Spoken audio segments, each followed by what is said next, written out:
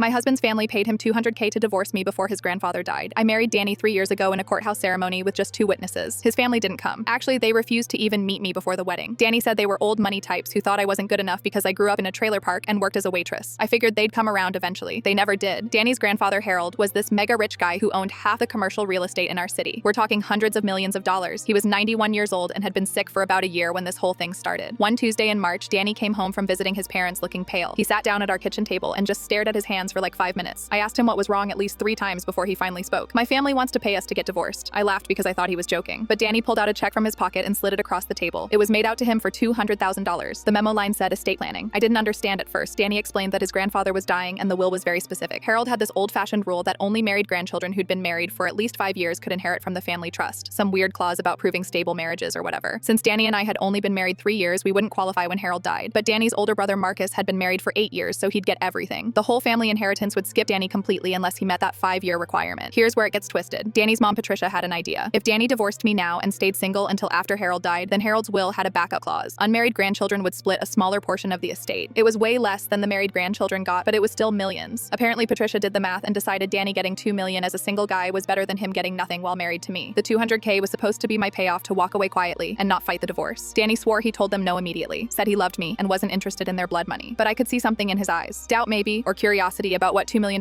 could do for us. I told Danny to refuse the money and prove to his family that I wasn't going anywhere. He agreed and called his mom right there to tell her no. Patricia did not take it well. She started showing up at my work unannounced, sitting in my section at the restaurant, leaving me these huge tips with little notes attached. One said, "You seem like a smart girl, take the money." Another said, "Don't trap my son in poverty because of your pride." It was psychological warfare. Then Danny's dad called him with a different offer. What if I signed a post-nuptial agreement promising I'd never touch any inheritance money? They'd drop the divorce thing if I signed away all future claims to Danny's family wealth. Danny actually wanted me to consider it. We fought about it for weeks. I wasn't mad about signing something. I was mad that his family saw me as a gold digger when I'd never asked Danny for anything. I worked 50-hour weeks at the restaurant while Danny finished his graduate degree. I paid most of our rent, but sure, I was the problem. Harold died in June. According to the will, Marcus got $15 million because he qualified as a married grandchild for over 5 years. Danny got nothing because we didn't hit the 5-year mark. Patricia called me the day after the funeral, screaming that I'd cost Danny his inheritance by being stubborn. That $200K offer could have saved everything. Except here's what none of them knew. 2 weeks before Harold died, he called me personally, asked me to visit him in the hospital alone. I was terrified, but I went. Harold was this tiny old man hooked up to machines, but his mind was sharp. He told me he knew exactly what Patricia had tried to do with that divorce payment. He'd been testing his family the whole time with that stupid 5-year marriage clause. Wanted to see who really valued family versus money. Then Harold handed me an envelope. Inside was a letter naming me as the beneficiary of his personal art collection. 12 paintings worth about $8 million total. He said any man who stayed married to someone through that kind of family pressure deserved more than money, and any woman who refused $200K to protect her marriage deserved to be rewarded. Danny and I sold 11 of the paintings, kept one for our living room. We didn't tell his family where the money came from, just that we were doing fine. Patricia still doesn't speak to me.